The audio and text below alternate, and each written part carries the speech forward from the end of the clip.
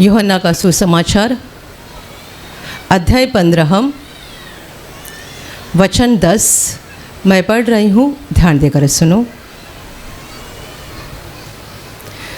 यदि तुम मेरी आज्ञाओं को मानोगे तो मेरे प्रेम में बने रहोगे, जैसा कि मैंने अपने पिता की आज्ञाओं को माना है और उसके प्रेम में बना रहता हूँ।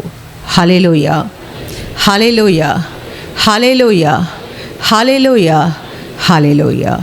प्रभु यीशु हमें बता रहा है, यदि तुम मेरी आज्ञाओं को मानोगे तो मेरे प्रेम में बने रहोगे, जैसे कि मैंने अपने पिता की आज्ञाओं को माना है और उसके प्रेम में बना रहता हूँ। Hallelujah, hallelujah, hallelujah, hallelujah. मेरे प्यारे भाई और बहनों, प्रभु यीशु ने इस सच्चाई को कई बार बताया है कि वो पिता की आज्ञा में था। प्रभु यीशु का पिता यानी हम सबका पिता, परमेश्वर पिता यहोवा, जिसने पूरे संसार को बनाया है। प्रभु यीशु मसीह उसका पुत्र है, यानी प्रकाश से निकला हुआ प्रकाश है, जिसने मानव रूप धारण किया। वो मानव रूप लेकर एक मकसद से इस धरती पर आया था। परमेश्वर पिता ने उसको भेजा था धरती पर, और ये मकसद ये था कि पूरे मानवता के पापों का दंड परमेश्वर का पुत्र यानी यीशु मसीह अपने ऊपर उठाए और पापियों को पापों की क्षमा करके उनको अनंत जीवन दे। ये था परमेश्वर पिता का मकसद, ये थी परमेश्वर पिता की योजना, और इसी योजना को पूरा करने के लिए यीशु मसीह इस संसार में आया था। 33 साल जब तक वो इस धरती पर था, उसने एक बार भी परमेश्वर पिता की आज्ञा को नहीं तोड़ा, परंतु हर घड़ी हर पल वो परमेश्वर पिता की आज्ञा में बना रहा। और इसलिए वो इस वचन में कहता है कि मैं अपने पिता की आज्ञा को मानता हूँ, पिता की आज्ञा के अनुसार करता हूँ, और इसीलिए मैं उसके प्रेम में बना रहता हूँ। तो यदि तुम भी मेरी आज्ञाओं को मानोगे तो मेरे प्रेम में बने रहोगे। Hallelujah, hallelujah, hallelujah, hallelujah. सबसे पहली बात, आज्ञा को मानना, आज्ञा पालन करना, आज्ञा को सुनकर उसके अनुसार चलना, यही बात मनुष्य के खून में नहीं है। हर मनुष्य अपनी मर्जी के अनुसार चलना चाहता है। क्यों यीशु ने इस बात को बार बार कहा है कि मेरी आज्ञाओं को मानो? यीशु ने चेलों को ऐसा भी कहा था, यदि तुम मुझसे प्रेम रखते हो तो मेरी आज्ञाओं को मानोगे। इसका मतलब वो इस बात के ऊपर बार बार फोकस डाल रहा है, बार बार हमारा ध्यान खींच रहा है कि आज्ञा में रहना ज़रूरी बात है, आज्ञा में रहना ज़रूरी बात है, आज्ञा में रहना सबसे महत्वपूर्ण बात है। यदि आज्ञा में नहीं रहोगे तो परमेश्वर के प्रेम में बने नहीं रहोगे।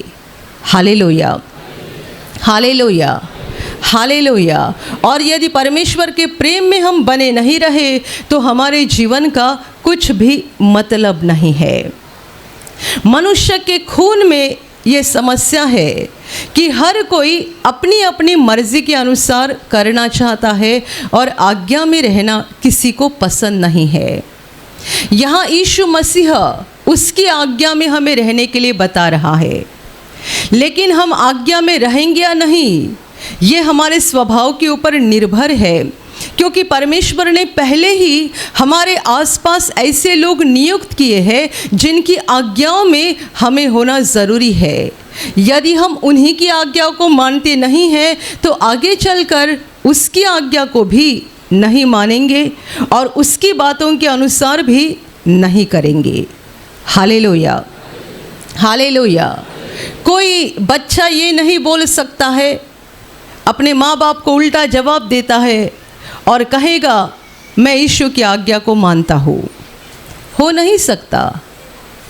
हो नहीं सकता, क्योंकि परमेश्वर ने ही आज्ञा दी है कि हमें अपने माँ बाप की आज्ञा में रहना ज़रूरी बात है। हर लड़का हर लड़की, उनके लिए परमेश्वर की आज्ञा है कि उन्होंने अपने माँ बाप के मर्जी में रहना है, माँ बाप की आज्ञा के अनुसार चलना है, माँ बाप की बातों को मानना है। यदि कोई लड़का अपने माँ को उल्टा जवाब देता है, पिताजी का मजाक उड़ाता है, उनको उल्टा जवाब देता है और फिर कहता है मैं ईश्वर की आज्ञा को मानता हूँ, सच्चाई में यह लड़का झूठा है और झूठ बोल रहा है। हो नहीं सकता कि तुम माँ बाप की आज्ञा को तोड़ रहे हो, उनके दिल को दुख दे रहे हो और तुम परमेश्वर की आज्ञा को मान रहे हो। जब यीशु कहता है कि यदि तुम मेरी आज्ञा को मानोगे तो मेरे प्रेम में बने रहोगे, परंतु ये तो बहुत ऊंची लेवल की बात है यीशु की आज्ञा को मानना। उसके पहले हमारे आसपास, हमारे इर्द गिर्द परमेश्वर ने ऐसे लोग दिए हैं जिनकी आज्ञाओं को हमें मानना ज़रूरी है। हम इन्हीं की आज्ञाओं को नहीं मानते हैं तो आगे जाकर उसकी आज्ञा को क्या मानेंगे। Hallelujah, hallelujah, hallelujah, hallelujah. जैसा कि यूहन्ना ने अपनी पत्री में लिखा है कि यदि कोई कहता है कि मैं परमेश्वर से प्रेम करता हूँ परंतु अपने भाई से नफरत करता है तो ये झूठ बोलता है। कोई कहे कि मैं परमेश्वर से प्रेम करता हूँ परंतु अपने ही भाई से नफरत करता है तो ये झूठ बोलता है, क्योंकि जो तुम्हारा भाई तुम्हारे आँखों के सामने तुम्हें दिखाई देता है, यदि उसके ऊपर तुम प्रेम नहीं कर सकते हो तो जो परमेश्वर आँखों से दिखाई नहीं देता है उस पर प्रेम करना तुम्हारे लिए कैसा संभव है। जो भाई आँखों के सामने दिखाई दे रहा है उस पर प्रेम नहीं करते हो, तो जो परमेश्वर दिखाई नहीं देता है उस पर प्रेम करना तुम्हारे लिए कैसे संभव है। मेरे प्यारे भाइयों और बहनों, परमेश्वर के घर में, परमेश्वर के राज्य में आज्ञा का पालन करना ये बहुत महत्वपूर्ण बात है। आप बाइबल को अच्छे से पढ़ोगे तो आप इसे जानोगे कि परमेश्वर ने इस बात के ऊपर कितने गहराई से प्रकाश को डाला है। जैसे कि बाइबल में कई बार लिखा है कि बच्चों ने माँ बाप की आज्ञा को मानना चाहिए। लिखा है कि हर शादीशुदा औरत ने अपने पति की आज्ञा को मानना चाहिए। हम इससे समझते हैं कि कैसे परमेश्वर आज्ञा पालन को महत्व देता है। आज्ञा पालन, बातों को मानना, आज्ञा को मानना। परमेश्वर ने आपके आसपास जो लोग दिए हैं जिनकी आज्ञा को आपको मानना ज़रूरी है, यदि आप उनकी आज्ञा को मानते हैं तो ही आगे जाकर आप परमेश्वर की आज्ञा को मान सकते हैं। लेकिन यदि उन्हीं का अपमान कर रहे हैं, उन्हीं को उल्टा जवाब दे रहे हैं, उन्हीं की बातों को ठुकरा रहे हैं, तो यकीनन आप परमेश्वर की बातों को भी नहीं मान सकते हैं और उसकी भी आज्ञा का पालन कभी नहीं कर सकते हैं। हालेलुया। यहाँ पर हमने पढ़ा जहाँ यीशु खुद बता रहा है कि मैं अपने पिता की आज्ञा को मानता हूँ और उसके प्रेम में बना रहता हूँ। ये परमेश्वर पिता की बात वो कर रहा है। लेकिन हम लूका के सुसमाचार में पढ़ते हैं अध्याय 2 में, जहाँ पर ऐसा लिखा है कि यीशु अपने माँ बाप के अधीन रहा। ये कौन से माँ बाप? ये उसके धरती के शारीरिक माँ बाप। यीशु की माता मरियम जिसने यीशु को जन्म दिया और यीशु का बाप यूसुफ, ये तो उसके शारीरिक माता पिता थे। इस वचन में यीशु अपने स्वर्गीय पिता की बात कर रहा है कि मैं उसकी आज्ञा को मानता हूँ और उसके प्रेम में बना रहता हूँ। लेकिन बाइबल यीशु के बारे में ये भी गवाही देती है कि वो अपने शारीरिक माता पिता के भी आज्ञा में था, उनके अधीन था। परमेश्वर का पुत्र होकर सामर्थ्य से, पवित्रता से, अधिकार से भरा हुआ होने के बावजूद भी वो अपने माँ बाप के ऊपर अधिकार नहीं चला रहा था। लेकिन जो परमेश्वर की आज्ञा थी कि बच्चों माँ बाप की आज्ञा का पालन करो, ये वो खुद भी कर रहा था। जब तक वो बच्चा था वो अपने माँ बाप की बातों को मान रहा था और उनके अधीन रहता था। शारीरिक माता पिता के भी अधीन रहकर प्रभु यीशु ने ये बात को साफ कर दिया कि आज्ञा पालन कितना महत्वपूर्ण है और आज्ञा पालन के द्वारा ही मनुष्य के ऊपर परमेश्वर के आशीर्वाद आ सकते हैं। आज्ञा पालन परमेश्वर के आशीषों का बड़ा दरवाज़ा है। कितने सारे लोग इसी बात को समझते नहीं हैं और ये आज्ञा पालन के दरवाजे को अपने जीवन में बंद रखते हैं। हर कोई कहते हैं व्यक्ति स्वतंत्र है, व्यक्ति स्वतंत्र, हम स्वतंत्र है, हम अपनी मर्जी के अनुसार चल सकते हैं। ये सच है कि व्यक्ति स्वतंत्र है दुनिया में, संसार में, और परमेश्वर ने भी मनुष्य को स्वतंत्रता दी है, परंतु इसका मतलब ये नहीं है कि हम बुरे काम करते जाए, हम अपनी ही मर्जी के अनुसार चलते जाए और परमेश्वर ने हमारे ऊपर जो लोग दिए हैं उनको ठुकराते जाए और उनके दिल को दुख देते जाए। Hallelujah, hallelujah, hallelujah. जो लोग अपने जीवन में इस तरीके से बर्ताव करते हैं, इस तरीके से यानी किसी की बात को मानते नहीं है, ठुकराते जाते हैं और अपने ही मन में बोलते हैं मैं किसी को नहीं मानूंगा, मैं किसी की नहीं सुनूंगा, बस परमेश्वर की सुनूंगा। नहीं हो सकता। आप बोलोगे किसी की नहीं मानूंगा, किसी की नहीं सुनूंगा, बस परमेश्वर की सुनूंगा, नहीं हो सकता, आपके लिए संभव ही नहीं है। जबकि यीशु परमेश्वर का पुत्र होकर भी अपनी शारीरिक माता पिता के अधीन रहा, ऐसी बाइबल उसके बारे में गवाही देती है। क्या आप परमेश्वर के पुत्र से ज़्यादा बड़े हो?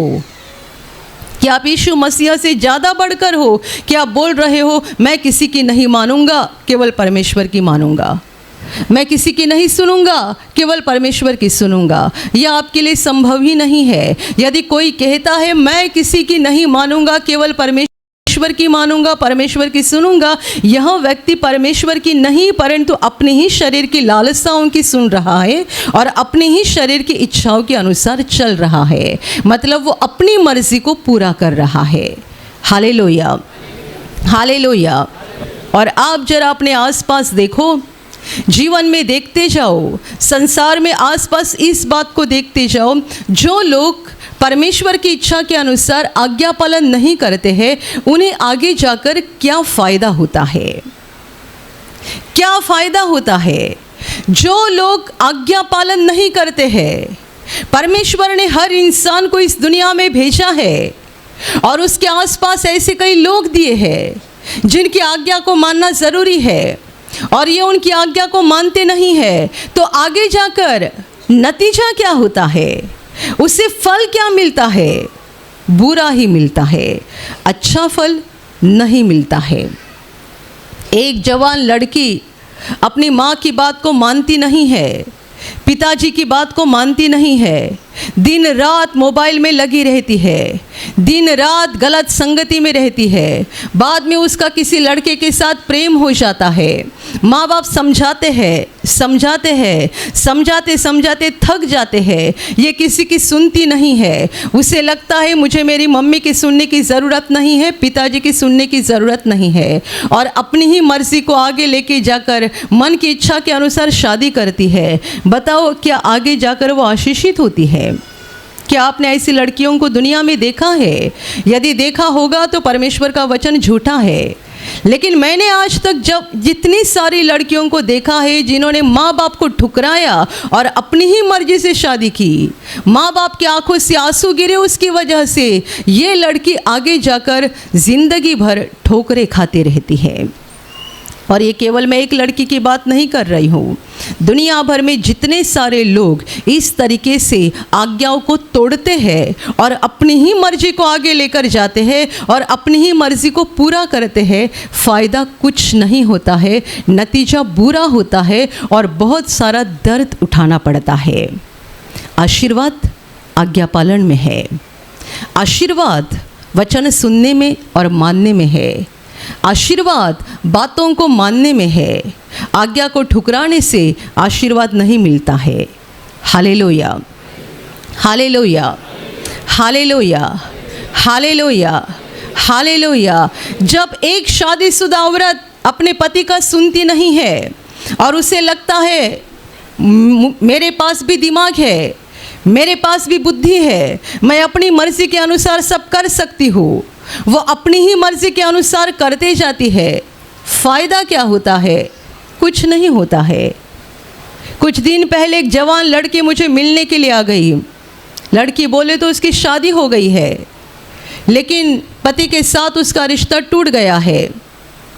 समस्या क्या है? समस्या ये है कि पति घर पे लेकर नहीं जा रहे हैं। वो जवान बहन और उसकी माँ दोनों बहुत दुखी होकर बोल रहे थे, सिस्टर जी हमारे लिए प्रार्थना करो।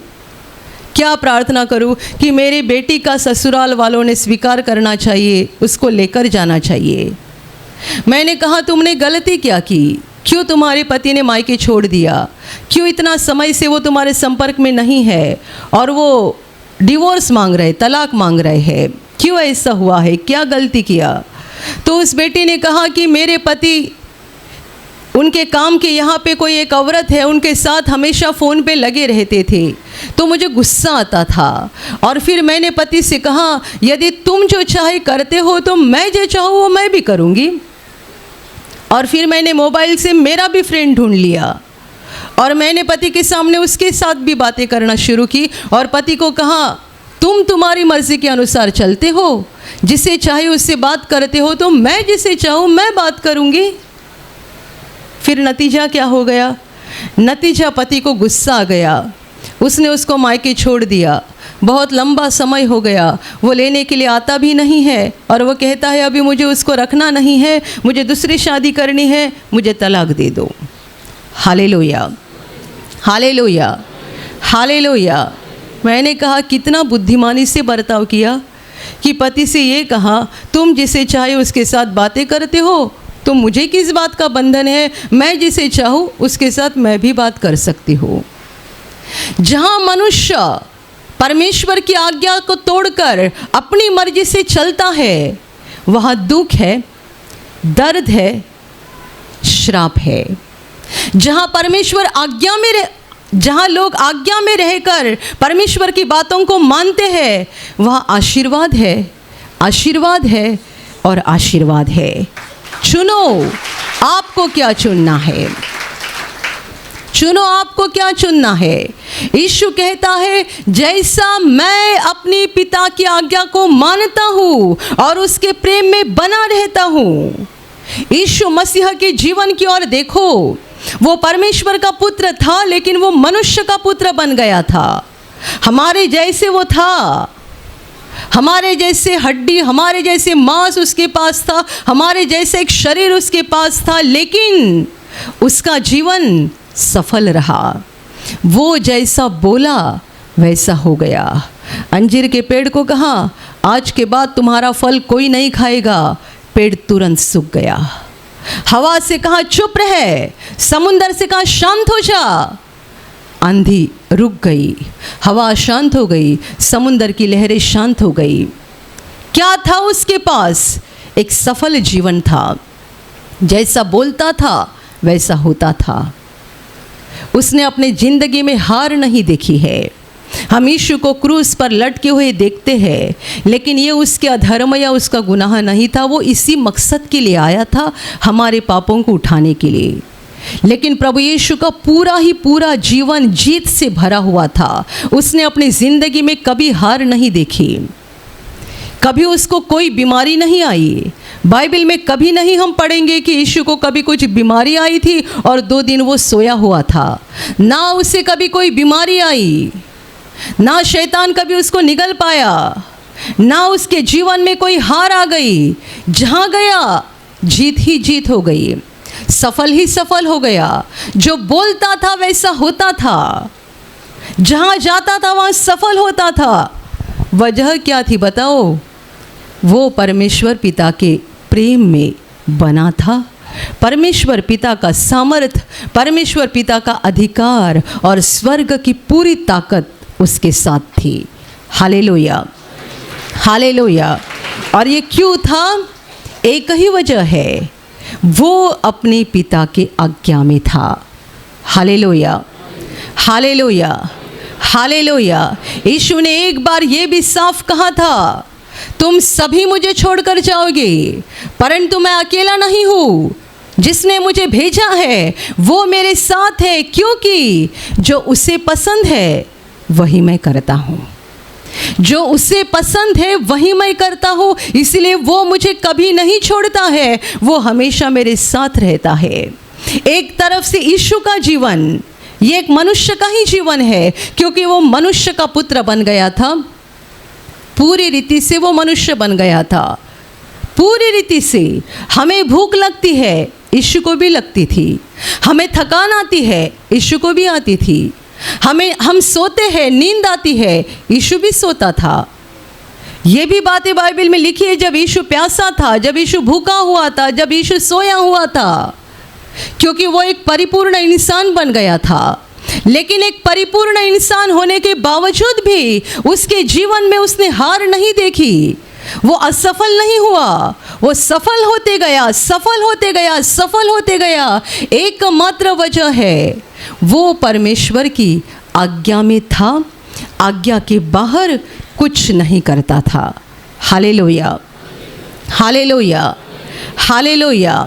और आज मनुष्य का जीवन देखो, हर कोई अपनी अपनी मर्जी के अनुसार करते हैं, तो भी पछताते हैं, मैंने गलत फैसला लिया, मैंने गलत व्यक्ति के साथ शादी की, मैंने गलत नौकरी पकड़ी, मैंने गलत धंधा शुरू किया, मैंने गलत मकान खरीद लिया, मैंने गलत ज़मीन खरीद ली। बार बार हमें बोलना पड़ता है, हमने गलत फैसला किया, हमने गलत बात को चुन लिया। ये क्यों होता है? यदि हम जीवन में बार बार ऐसी गलती करते हैं और दर्द और दुख का सामना करते हैं, इसका मतलब ये है कि हम आज्ञा पालन में बहुत कमज़ोर है। हम आज्ञा पालन नहीं करते हैं, जिसके कारण परमेश्वर के आशीषों के दरवाजे हमारे लिए बंद हो जाते हैं। Hallelujah, hallelujah, hallelujah, hallelujah, hallelujah. मेरे प्यारे भाइयों और बहनों, आप परमेश्वर के आशीषों को पाना चाहते हैं और बहुतायत से पाना चाहते हैं, ध्यान में रखना, आपके लिए आज्ञा पालन बहुत ज़रूरी है। आप ढूंढो, देखो कि आज तक आपने कितने लोगों की बात नहीं मानी है। आपने आपके पिताजी की बात कितनी मानी है, अपनी माँ की बात कितनी मानी है। जो शादीशुदा बहनें हैं, आपने आपके पति की बात कितनी मानी है। और जो भाई है, आपके जीवन में भी परमेश्वर ने ऐसे कई बुजुर्ग लोग दिए हैं जिनकी बातों को आपको मानना ज़रूरी था, परंतु आपने नहीं माना। और जान लेना, इन्हीं आज्ञा भंग के कारण आपने आशीषों का दरवाज़ा बंद किया और खुद ही दर्द और दुख को चुन लिया। आशीर्वाद आज्ञा पालन में है। जो लड़का माँ बाप की आज्ञा मानता है, केवल 8 साल की उम्र में नहीं, 18 साल की उम्र में भी, 20 साल की उम्र में भी, जो लड़का माँ बाप की आज्ञा मानता है, उसके जीवन की आशीष को कोई रोक नहीं सकता है। जो लड़की माँ बाप की आज्ञा को मानती है और माँ बाप की बातों के अनुसार चलती है, उसके जीवन में कोई आशीर्वाद को रोक नहीं सकते हैं। ऐसों को बहुतायत से आशीर्वाद मिलते हैं। जो औरत अपने पति के अधीन रहती है, पति की आज्ञा में रहती है, उसके जीवन में आशीर्वाद नहीं कोई रोक सकता है। जो भाई अपने जीवन में बुजुर्गों की आज्ञा मानते हैं, जिनकी आज्ञा मानना ज़रूरी है, परमेश्वर ने आपके जीवन में ऐसे जो लोग दिए हैं जिनकी बातों को आपको मानना ज़रूरी है, आप उनकी बातों को मानते हो तो आपको आशीर्वाद, आशीर्वाद और बहुतायत से आशीर्वाद प्राप्त हो जाएंगे। Hallelujah, hallelujah, hallelujah, hallelujah. ज़रूरी नहीं है कि हर बात आपको पसंद आए, ज़रूरी नहीं है कि हर बात आपको अच्छी लगे। आप कहोगे मेरी माँ की बात पसंद आई तो मैं मानूंगा, पिताजी की बात पसंद आई तो मैं मानूंगी, लेकिन पसंद नहीं आई तो नहीं मानेंगे। यदि आपकी पसंद आते हैं और फिर आप मानते हैं तो इसमें आज्ञा पालन का सवाल ही नहीं है। जो बातें हमें पसंद नहीं आती है, हमारी मर्जी के खिलाफ रहती है, लेकिन ये परमेश्वर की आज्ञा है कि हमें उनका मानना है, इसलिए हम मानते हैं, तब परमेश्वर हमारे ऊपर प्रसन्न होता है। हमारे जीवन को आशीषों से भरता है।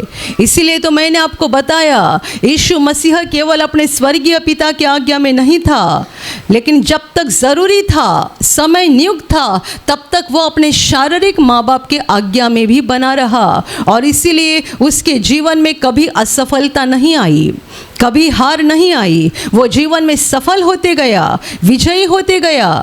Hallelujah, hallelujah, hallelujah. आज्ञा भंग की वजह से, बातों को ठुकराने की वजह से मनुष्य कमज़ोर बन गए हैं, दुर्बल बन गए हैं। जब हम हमारे माँ बाप की आज्ञा ही नहीं मान सकते हैं, हम अपने पति की आज्ञा नहीं मान सकते हैं, हम बुजुर्गों की आज्ञा नहीं मान सकते हैं, तो आगे जाकर हम परमेश्वर की भी आज्ञा नहीं मान सकते हैं। और हर बात में आज्ञा भंग करते जाते हैं, अपनी ही मर्जी को आगे लेकर जाते हैं। मुझे अच्छा लगता है, मुझे गलत लगता है, मुझे जो अच्छा लगता है वो मैं करूँगा, मुझे जो अच्छा नहीं लगता है वो मैं नहीं करूँगा। इसी बात को आगे लेकर जाते हैं और आशीषों के दरवाजे बंद होते जाते हैं, जीवन में दुख और दर्द आते जाता है। Hallelujah, hallelujah, hallelujah. मेरे प्यारे भाई और बहनों, आपको आपके जीवन में ढूंढना है। दूसरों के ऊपर ना देखो, परंतु अपने ऊपर देखो, अपने ऊपर, अपने दिल की ओर देखो कि आपने आज तक कितने लोगों की आज्ञा को ठुकराया है, कितने लोगों की बातों को ठुकराया है। जो जवान लड़के लड़कियां हैं, आप ढूंढो कि आपने माँ बाप की आज्ञा को कितने बार माना है और कितने बार ठुकराया है।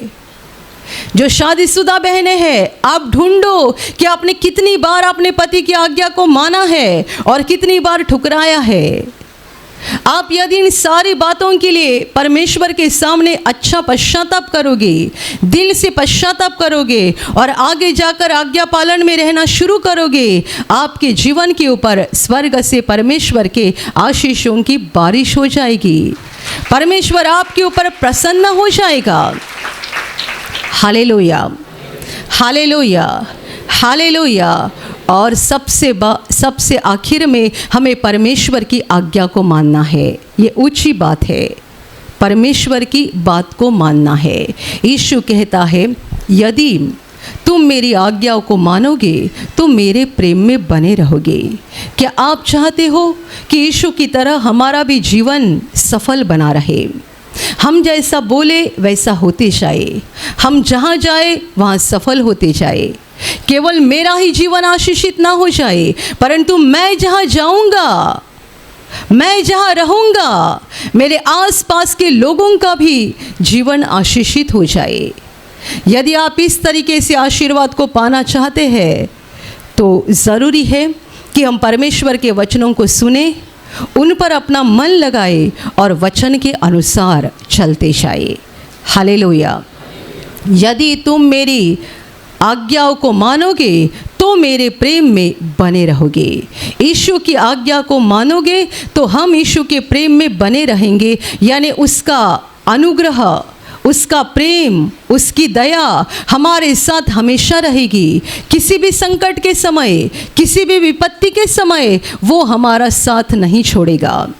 जब यीशु मसीह दुख सहने के लिए जा रहा था, तभी भी वो अकेला नहीं था, परमेश्वर पिता उसके साथ था। गुरुवार शाम जब वो गतसमने बगीचे में प्रार्थना कर रहा था, उसे पता था कि मुझे कितना बड़ा दुख उठाना है, और उसे ये भी पता था कि कितने बड़े दर्द से मुझे गुजरना है। तब वो प्रार्थना कर रहा था, हे पिता, यदि हो सके तो ये कटोरा मुझसे दूर कर दे, परंतु मेरी इच्छा के अनुसार नहीं, तुम्हारी इच्छा के अनुसार हो जाए। तब आगे लिखा गया है, उसने देखा कि स्वर्ग से एक स्वर्गदूत उतरा और वो उसको शक्ति दे रहा था। परमेश्वर पिता ने दुख के कटोरे को नहीं हटाया, क्योंकि यदि ये दुख के कटोरे को हटाया जाता तो पापी मानवता को कभी पापों की क्षमा नहीं मिलती, कभी अनंत जीवन में उनका प्रवेश नहीं होता। इसलिए वो दुख का कटोरा परमेश्वर पिता ने हटाया नहीं, परंतु उसे सहन करने के लिए, बर्दाश्त करने के लिए पिता ने उसको ताकत दी। जब वो मांग रहा था, मेरी इच्छा नहीं परंतु तेरी इच्छा पूरी हो जाए, तब परमेश्वर पिता ने एक स्वर्ग दूत को भेजा कि वो यीशु को शक्ति दे सारे दुखों को उठाने के लिए, सहन करने के लिए, और जो क्रूस का रास्ता उसको चलना है वो रास्ता पूरा करने के लिए। Hallelujah, hallelujah. जो परमेश्वर के प्रेम में बने रहेंगे उनके साथ भी यही होगा। संकट का समय आएगा, विपत्ति का समय आएगा, दुख की घड़ी आएगी, बीमारी की घड़ी आएगी, पर ऐसे समय में यदि परमेश्वर का अनुग्रह आपके साथ है, यदि आप परमेश्वर के प्रेम में बने हो, तो ऐसे कठिन हालत में आप टूटोगे नहीं। परमेश्वर आपको ताकत देते जाएगा, शक्ति देते जाएगा, और कठिन हालत में भी आप स्थिर रहोगे।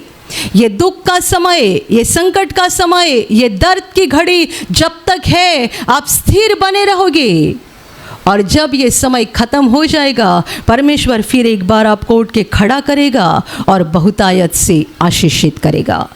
Hallelujah, hallelujah, hallelujah. आप किसकी मर्जी पाना चाहते हो, दुनिया के लोगों की या परमेश्वर की? कितने सारे लोग कहीं कंपनी में, ऑफिस में काम करते हैं, अपने बॉस को तरह तरह की चीज़ें देते हैं और उनको खुश करते हैं। क्यों? उनकी मर्जी पाने के लिए। मेरी बॉस की मर्जी पाई तो क्या हो जाएगा? प्रमोशन हो जाएगा, पगार बढ़ जाएगा, फ़ायदा हो जाएगा। कई लोग समाज के बड़े बड़े लोगों को खुश रखने के लिए कोशिश करते हैं, उनकी खुशामद करते रहते हैं। क्यों? उनके पास अधिकार है, उनके पास सत्ता है, उनके पास ताकत है। यदि हम इनको खुश रखेंगे तो हमारा फ़ायदा हो जाएगा। यदि आप ऐसे व्यक्ति हैं तो ध्यान में रखना कि आपको सबसे ज़्यादा किसको खुश करना है। मनुष्य को खुश करने से कुछ फ़ायदा नहीं है। मनुष्य भी एक नश्वर, नाशमान व्यक्ति है, चाहे वो कितना भी सम्मानित हो, कितना भी अमीर हो, कितना भी दुनिया का बड़ा व्यक्ति हो, वो एक नाशमान व्यक्ति है। उन्हें खुश करने से कुछ नहीं होगा। खुश करना है तो परमेश्वर को खुश करो, खुश करना है तो हमारे उद्धारकर्ता को खुश करो। और उस उद्धारकर्ता को हम कैसे खुश कर सकते हैं?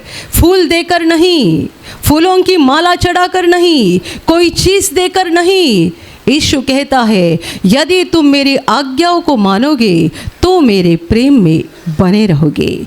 जो उसकी बातों को सुनता है, बातों को मानता है, वो परमेश्वर के प्रेम में बना रहता है और उसके जीवन में परमेश्वर के आशीषों का दरवाज़ा हमेशा खुला हुआ रहता है।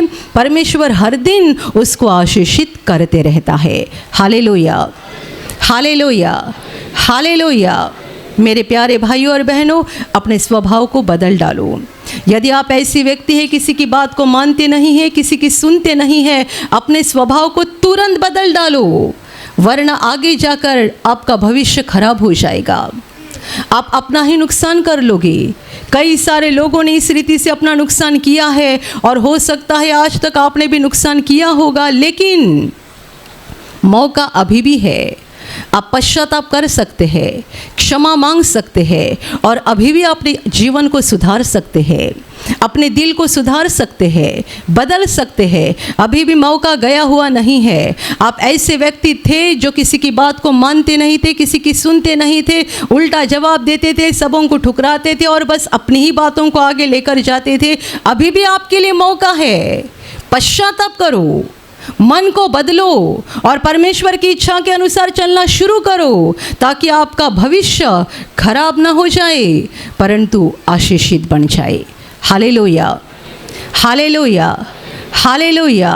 अपनी मर्जी नहीं, परमेश्वर की मर्जी को पूरा करो। यीशु मसीह ने परमेश्वर पिता की मर्जी को पूरा किया और पिता के प्रेम में बना रहा।